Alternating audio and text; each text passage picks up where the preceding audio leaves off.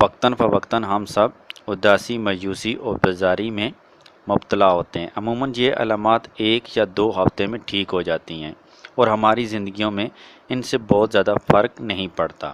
کبھی یہ اداسی کسی وجہ سے شروع ہوتی ہیں اور کبھی بغیر کسی وجہ کے ہی شروع ہو جاتی ہیں۔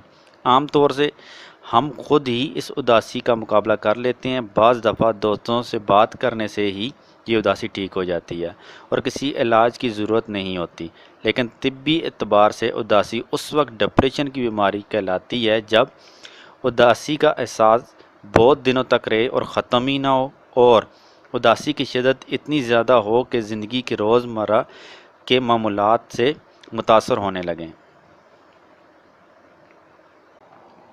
کچھ علامات جو ڈپریشن کی نشاندہی کرتی ہیں وہ آپ کے ساتھ شیئر کرتے ہیں۔ ضروری نہیں کہ ہر مریض میں تمام علامات موجود ہوں، لیکن اگر آپ میں ان میں سے کم 4 علامات موجود ہیں تو اس بات کا امکان ہے کہ آپ ڈپریشن کا مرض کا شکار ہوں گے۔ نمبر 1، ہر وقت یا زیادہ تر وقت اداس اور افسردہ رہنا۔ نمبر 2، جن چیزوں اور کاموں میں پہلے دلچسپی ہو ان میں دل نہ لگنا، کسی چیز میں مزہ نہ آنا۔ نمبر 3، جسمانی یا ذہنی کمزوری محسوس کرنا، بہت زیادہ تھکا تھکا محسوس کرنا۔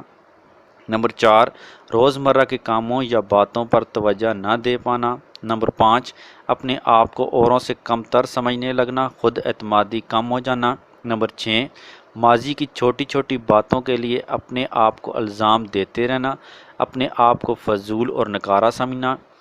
نمبر 7، مستقبل سے مایوس ہو جانا۔ نمبر 8، خودکشی کے خیالات آنا یا خودکشی کی کوشش کرنا۔ نمبر 9، نیند خراب ہو جانا۔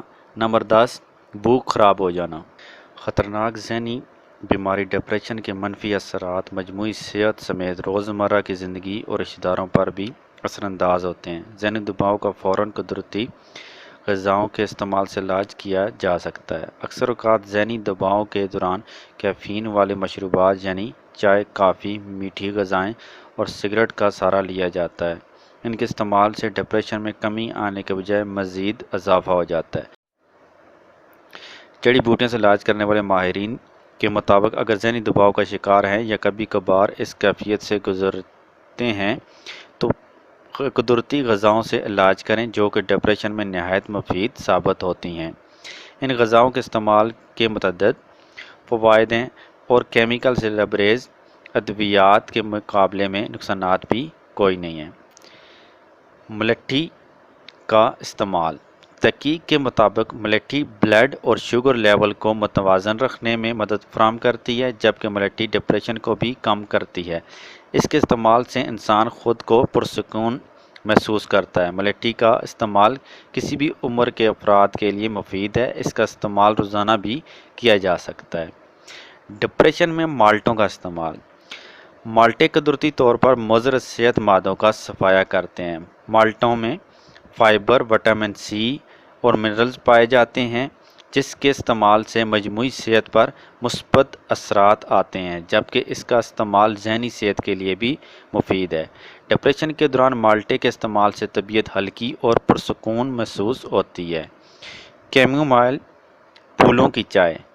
ماہرین ذہنی دباؤ کم کرنے کے لیے کیمومائل پھولوں کی چائے کو بہترین ٹانک قرار دیتے ہیں۔ کیمومائل پھولوں کی پتیاں بآسانی سپر سٹور پر دستیاب ہوتی ہیں۔ کیمومائل پھولوں کی پتیوں میں اگر ملٹھی بھی شامل کر لی جائے تو ڈپریشن کی کیفیت ختم کرنے کے لیے یہ ایک آئیڈیل کیوے کا کردار ادا کرتی ہیں۔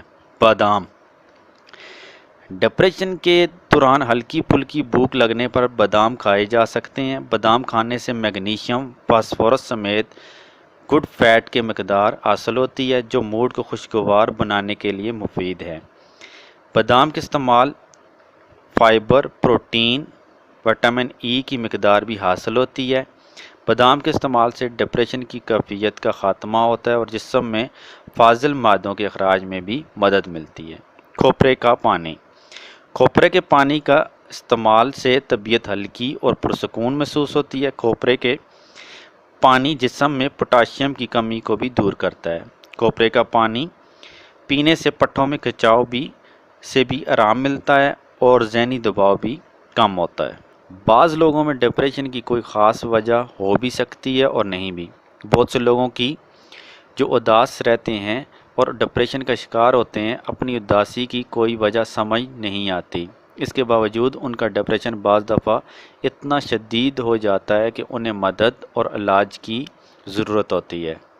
یہ تو کچھ قدرتی غذائیں تھیں جن کو کھا کے آپ اپنے ڈپریشن کو ٹھیک کر سکتے ہیں، اور یہ غذائیں اس وقت کام آتی ہیں جب آپ کا ڈپریشن شروع کے دنوں میں ہو۔ لیکن اگر آپ کے ڈپریشن کے علامات کی شدت بڑھ گئی ہے اور ان میں کوئی کمی نہیں ہو رہی، یا آپ کے ڈپریشن نے آپ کے کام، دلچسپیوں اور رشتہ داروں اور دوستوں سے تعلقات کو متاثر کرنا شروع کر دی ہے، یا آپ کو اس طرح کے خیالات آنے لگے ہیں کہ آپ کا زندہ رہنے کا کوئی فائدہ نہیں اور دوسرے لوگوں کے حق میں یہی بہتر ہے کہ آپ اس دنیا سے چلے جائیں، تو آپ کو فوراً اپنا علاج کروانے کے لیے اپنے ڈاکٹر یا سائیکیٹرسٹ سے رجوع کرنا چاہیے۔